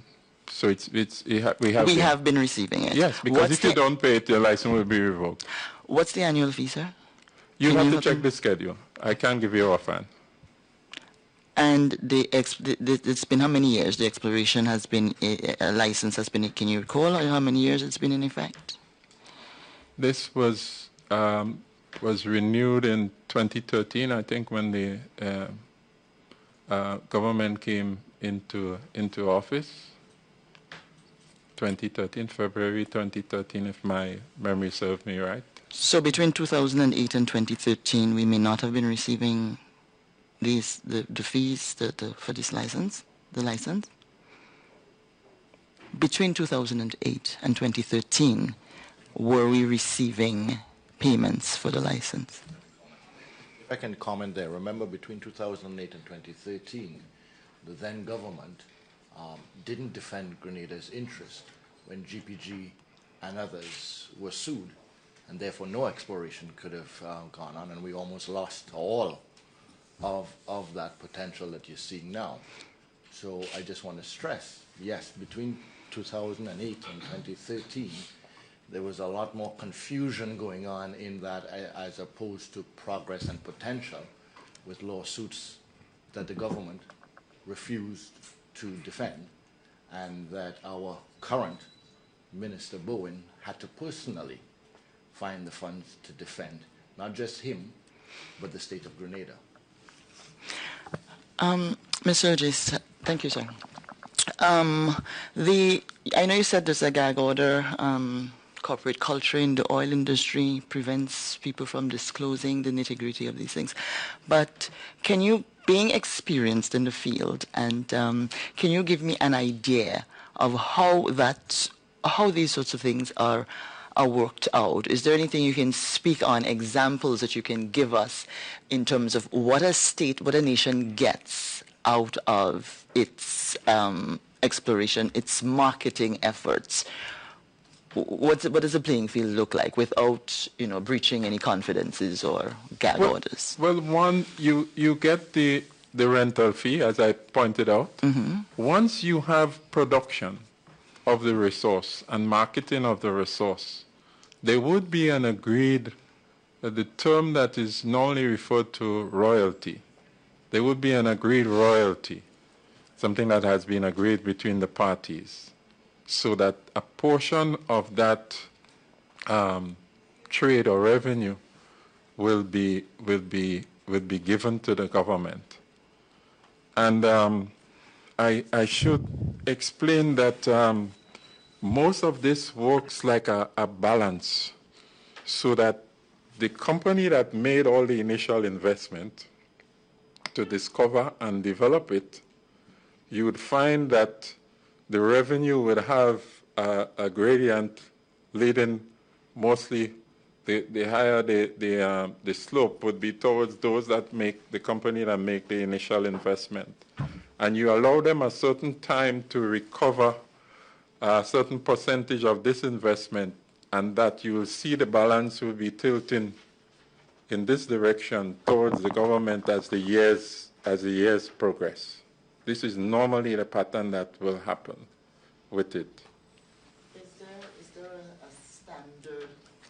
Is there a standard for determining royalties, or it is simply based on the parties involved? Is there a particular industry standard, or it has to be between a particular percentage, or do we just decide, okay, we'll take whatever you give us if you decide 5% is what you think we deserve? Is there a standard?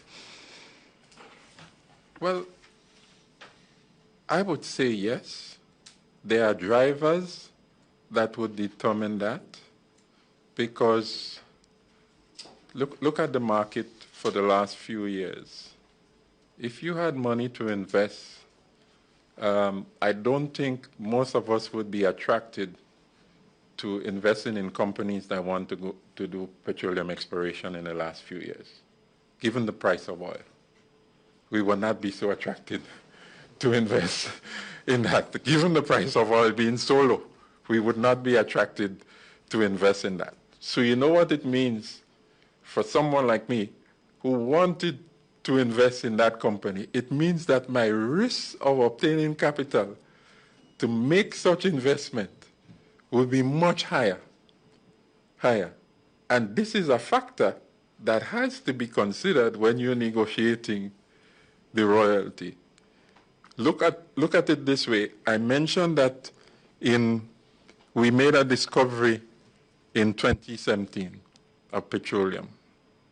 Now, before this, nobody was eager, before GPG, to really spend the millions of dollars to make such investment. This is not an area like Trinidad where you had background, they had discovery. But after this announcement was made, you would be able to attract a lot of people to come in now.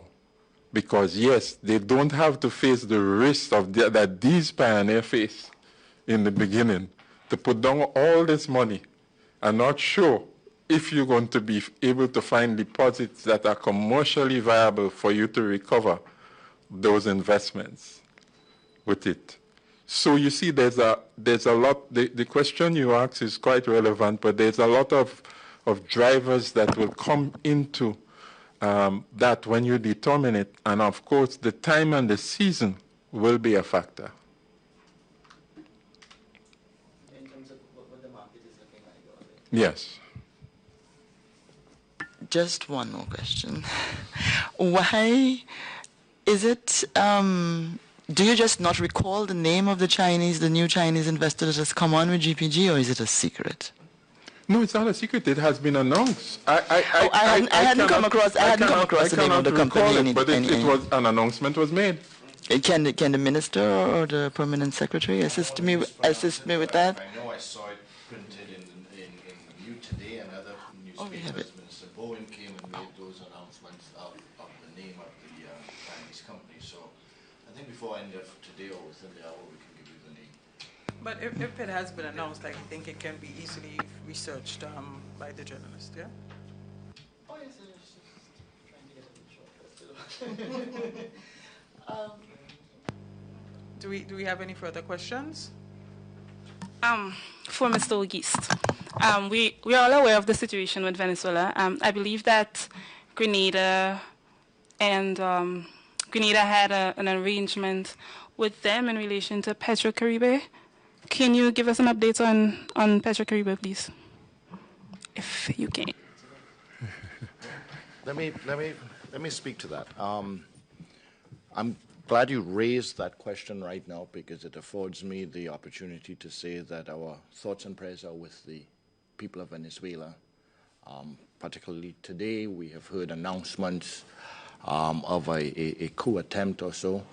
We reach out to the people of Venezuela as our neighbors. We've also recently heard of a boat between Venezuela and Trinidad sinking and fatalities. Our relationship, government to government, remains healthy. We respect the Venezuelan people's democracy and their process of democracy.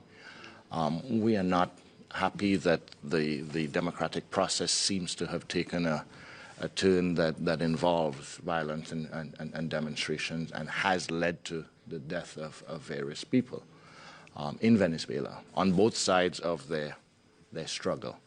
Our relationship with Petrocaribe remains strong as long as the government in Venezuela is willing to continue that relationship. We have expressed a desire. Most of the islands in the Caribbean have also done that, and our people have benefited collectively. So with respect to Petrocaribe providing LPG gas or any of the other arrangements, that continues. But what we do recognize is that right now the people of Venezuela are going through I don't want to refer to it as a transition, but they're going through a turmoil. And as such, we look and we observe, and we are very patient and understanding with any changes that may be occurring with respect to Petrocaribe or so. So yes, there have been some changes and some issues, but we as a neighbor and a friend of the Venezuelan people are cognizant of that and look forward to amicable solutions in Venezuela.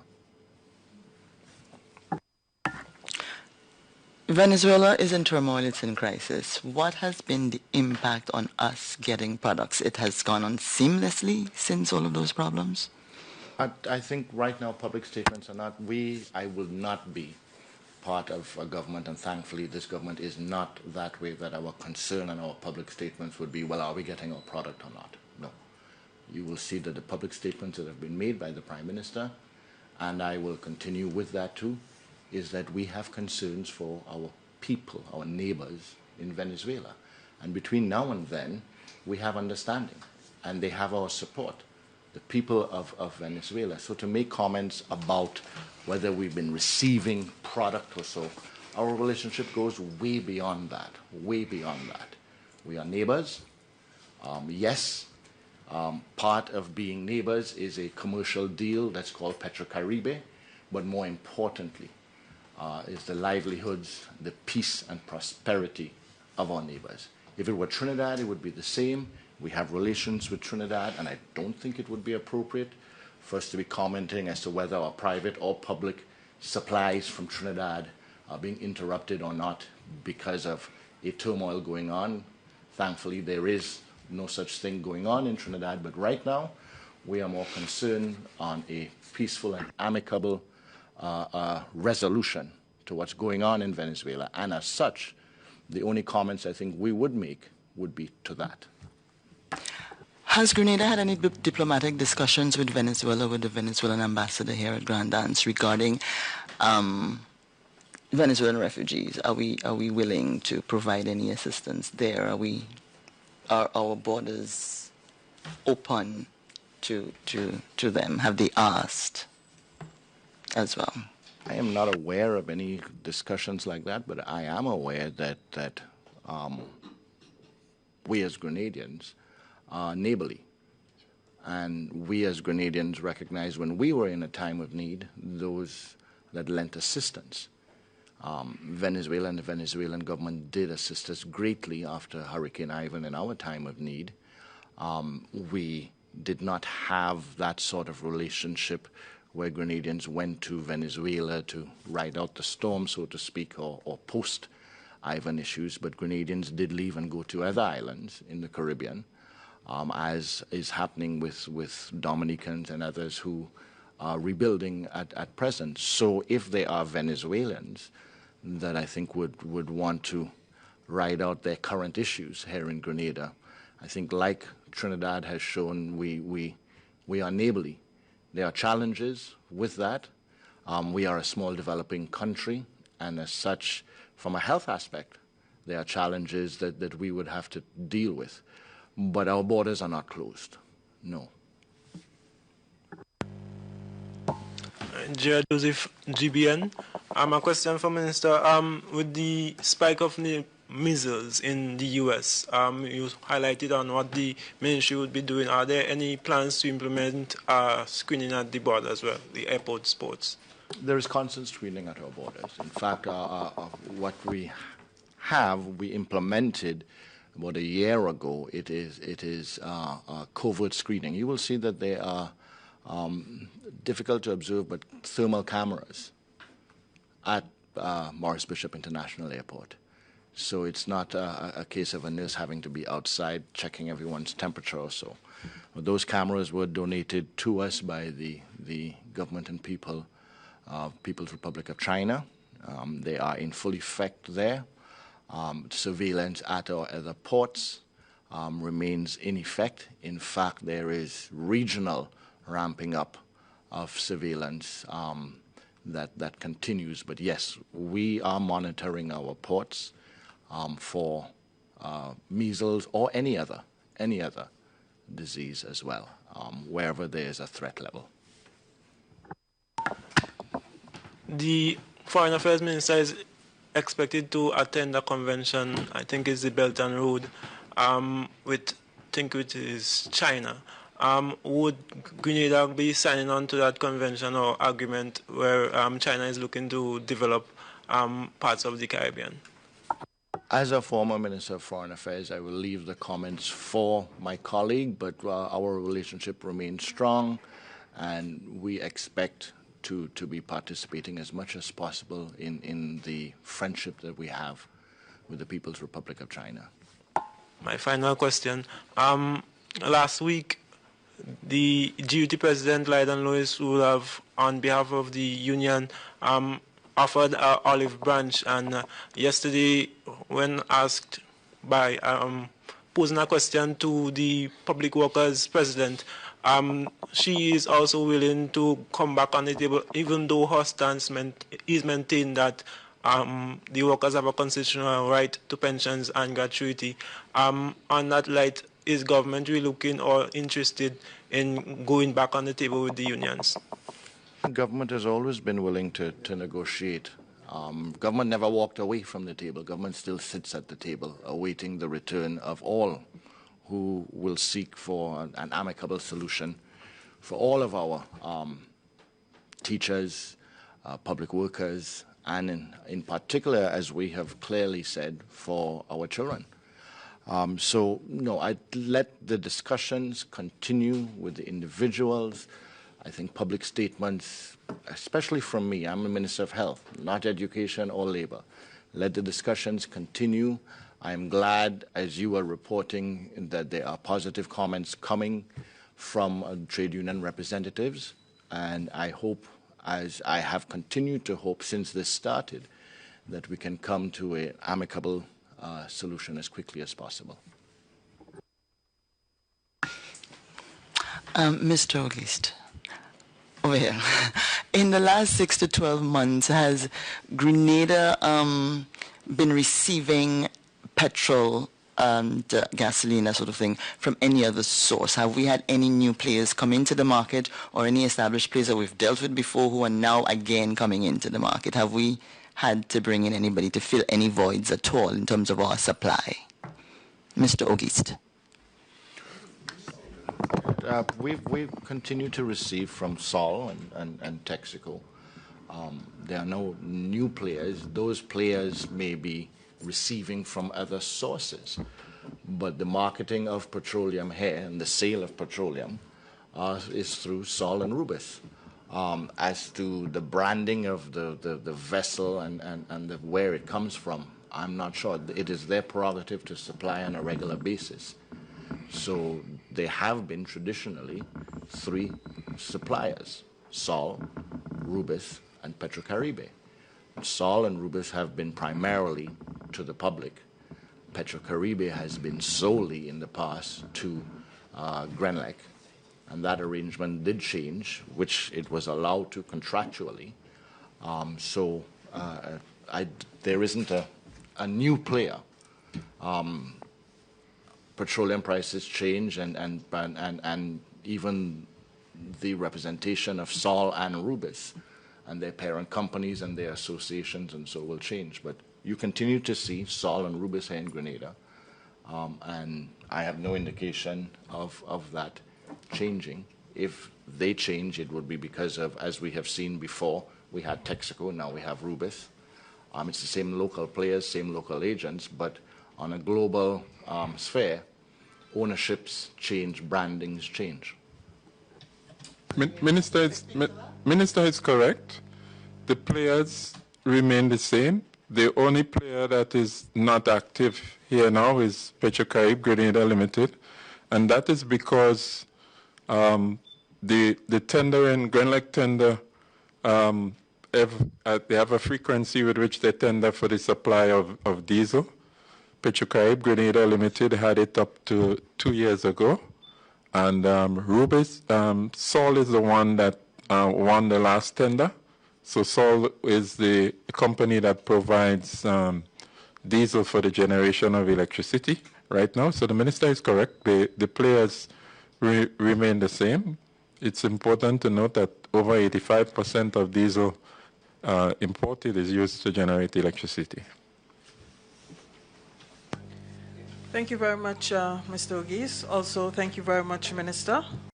Stay up to date with all that's happening with the new National Party, NNP. Send us a message via text or WhatsApp on 405-8683 with your name, email, and constituency. Stay in the know with NNP. Get updated. It's coming. It's coming. It's coming. It's coming. It's coming. It's coming.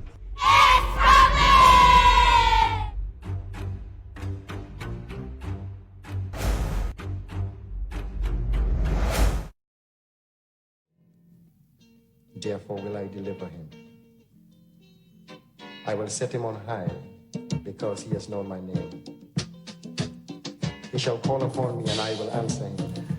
Yes, indeed. Be with him. Yeah, that's a very good one by Mr. Ogis there, giving a clear explanation of where we are at with oil and gas, what the industry standards dictate in relation to this particular issue, and a clear over. In fact, we're going to play it again sometime within the next 2 weeks. Every now and again, we'll let you hear it. It's important, very important. Yeah, and you have for to that listen clarity. carefully. Yeah. You have to listen carefully to what was said. Folks, we are over. Go ahead. No, I was just saying, it just gives you that that appetite to know more of what is going on with the oil and gas and so, and that is what we're there for, to ensure that people understand the process and what the government is going through. Yes, indeed. So, folks, that's all the time we have for Hard Talk today. But here's what. At 1 p.m. On CRFM, and we're hoping our friends in Brooklyn can broadcast as well, we have a press conference that's being, it's going to be coming out, not from even on mainland, it's coming out from Carriacou. So we have a press conference we're going to be broadcasting at 1 p.m. So you can look for that on the Hard Talk Facebook page, the YouTube page, and our other pages. You can look for that from 1 p.m. All right? Nice, beautiful. Folks, that's all the time we have for today. As we said, we're over time. That's all the time we have for today. And whatever you say and do it safe and secure. We want to be speaking to and with you. Not about you. We are out of here.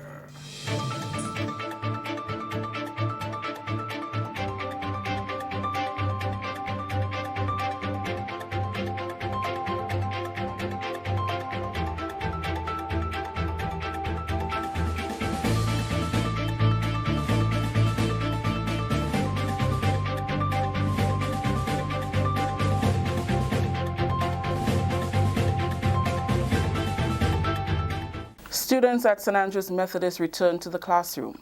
We get details to this story and more in the National Report.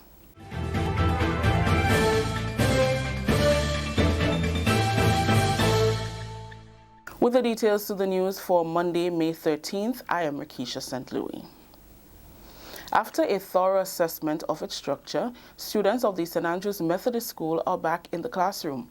Part of the building had collapsed about 2 weeks ago, and the structural issues had hindered their ability to return to school for the start of the Trinity term. We get more details in this and more report.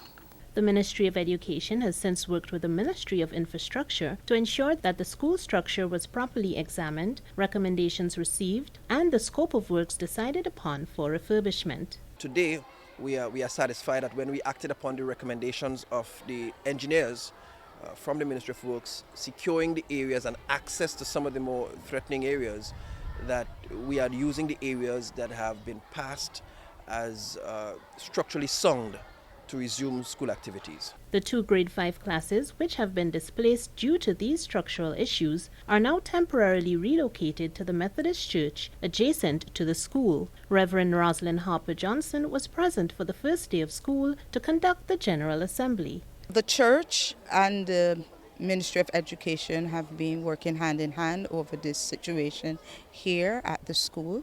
We have also started to make sure that the church environment is sound for the children to use.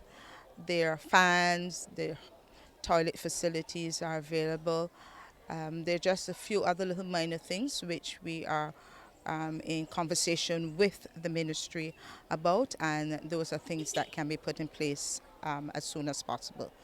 so as to make it comfortable for the children and the teachers. According to District Education Officer Kathy Ann James, approximately 260 students, as well as their teachers and staff, were present to resume school. We had a new step installed.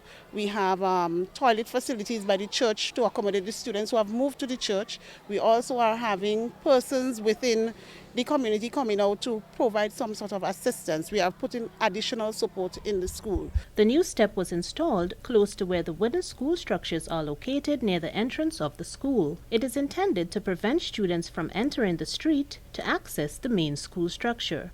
The lunchroom has also been relocated to the midsection of the lower level of the main school building, and cooking is being done at the Home Economic Center next door. Although we're resuming today and many of the students are happy to be back, there is still some level of apprehension on some students' parts and the parents. There are a number of students who are not here today, possibly because of fears still being present as to whether the other parts of the building is indeed safe. However, for the most part, many persons are happy. I myself, I am happy that we're able to get things back to a certain level of normalcy. The teachers are working along with us. The students, we are hoping that the parents, not all the parents have sent out their children to the school today, so we are asking them that send out the students. We are trying our best. We would not put your students in an environment that we would deem technically unsafe, because we have done all the legwork that we can at this point in time, because it is very hard to house over 500 children in one location in St. Andrew. A PTA meeting was hosted for parents on Friday, May 10th at the Grenfell Basketball Court with engineers and senior ministry officials. Additionally, following today's General Assembly, there was another meeting with staff, education officials, and the Methodist minister, all geared at ensuring that stakeholders are informed and on board with current decisions.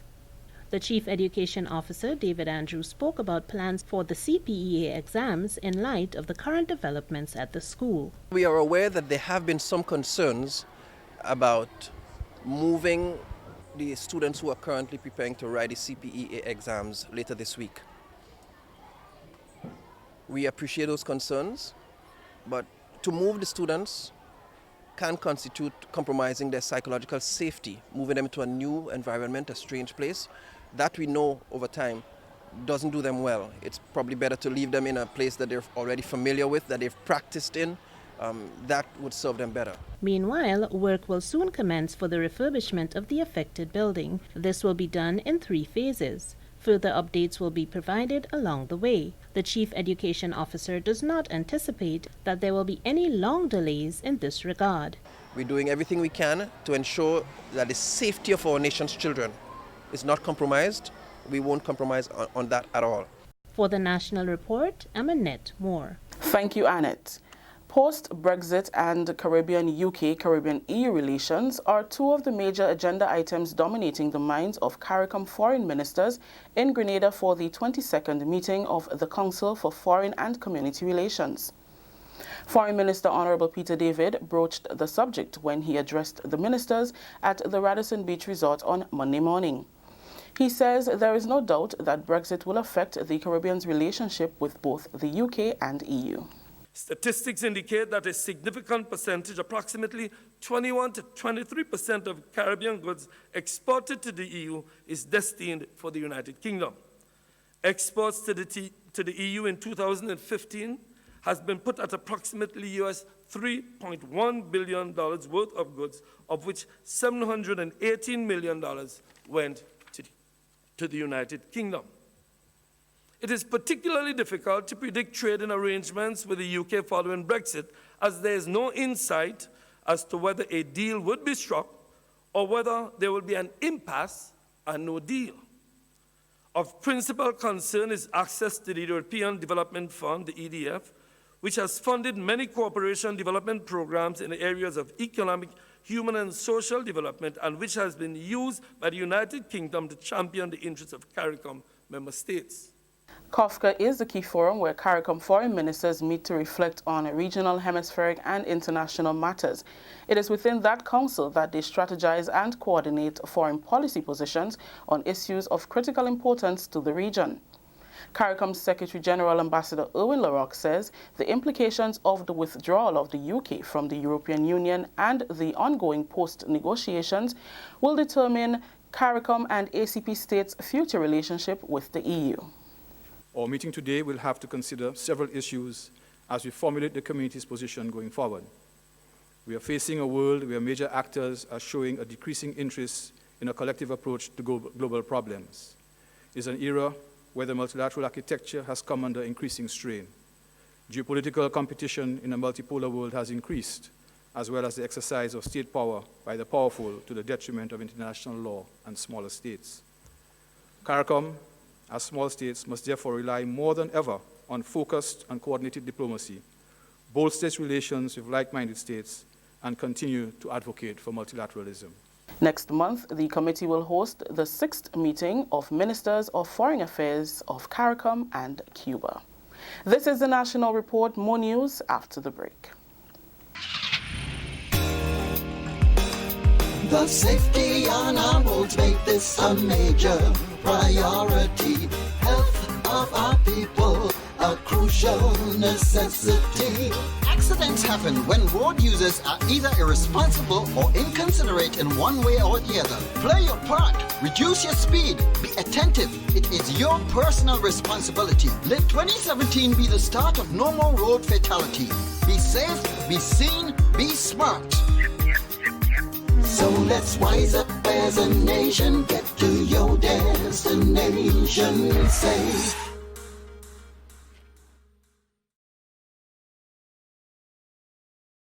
Welcome back. Grenada will host a Climate Smart City Expo later this week, which is designed to assist the government in attracting more grants and concessional finance for the Climate Smart Cities program.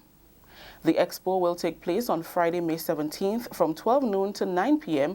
in front of the financial complex on the Portofino end of the Carriacou.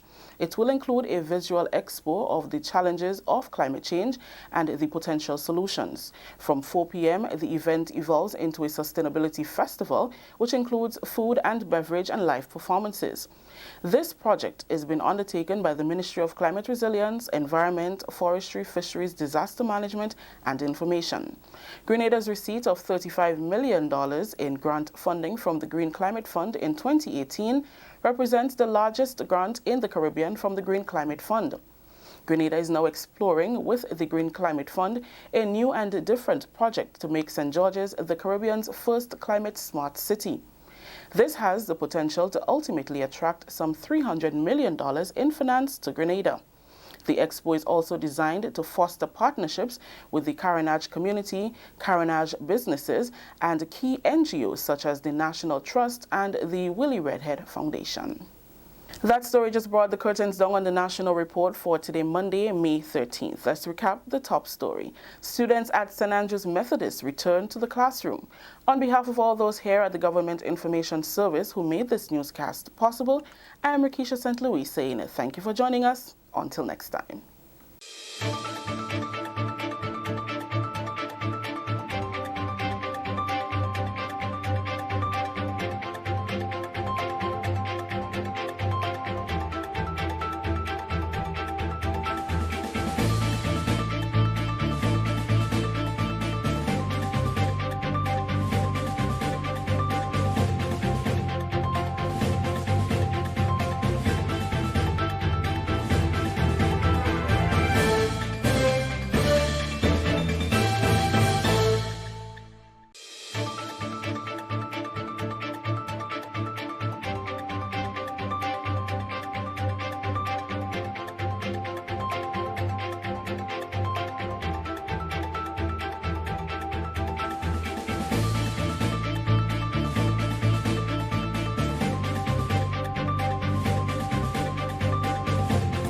Stay up to date with all that's happening with the new National Party, NNP. Send us a message via text or WhatsApp on 405-8683 with your name, email, and constituency. Stay in the know with NNP. Get updated.